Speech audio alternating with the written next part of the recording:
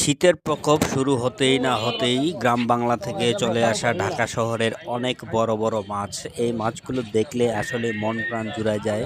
আসলে গ্রামগঞ্জের অপরূপ দৃশ্যে এই মাছগুলো নানা রকম নদীতে বড় হওয়া অনেক ধরনের মাছ।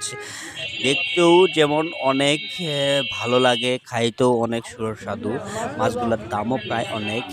এখন আপনারা এখানে দেখতেছেন যে অভিনব পদ্ধতিতে মাছ বিক্রি করা হচ্ছে। আমরা সেই অনেক আগে থেকেই যখন আমাদের এলাকায় কারেন্ট ছিল না, তখন আমরা এগুলোকে কুপি বলি, যে কুপি জ্বালিয়ে অনেক স্টুডেন্ট পড়ালেখা করছে।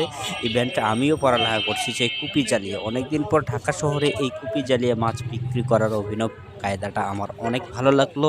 তাই আমি কিছুটা আমার ক্যামেরা বন্দি করে রাখলাম।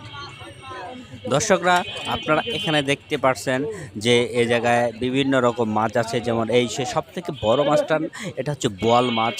বোয়াল মাছ, মাগুর মাছ, অনেক অনেক মাছ আছে যেগুলোর নাম আমি আসলে জানি না।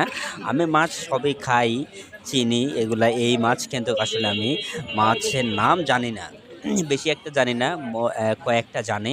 তো আমার ভিডিওটা যদি আপনাদের ভালো লাগে, অবশ্যই আপনি আমি আশা করব আপনি একটা লাইক কমেন্ট করবেন। শেয়ার নাও করেন, সমস্যা নাই, লাইক এবং কমেন্ট করবেন। লাইক এবং কমেন্ট করলে আমি বিভিন্ন ধরনের ভিডিও তৈরিতে আরও উৎসাহী হব। এই উৎসাহ দেওয়ার মূল প্রেরণাই হচ্ছে আপনারা। আপনারা যদি আসলে লাইক কমেন্ট না করে আমাদের উৎসাহ না দেন, তাহলে আমরা কন্টেন্ট ক্রিয়েটররা উৎসাহ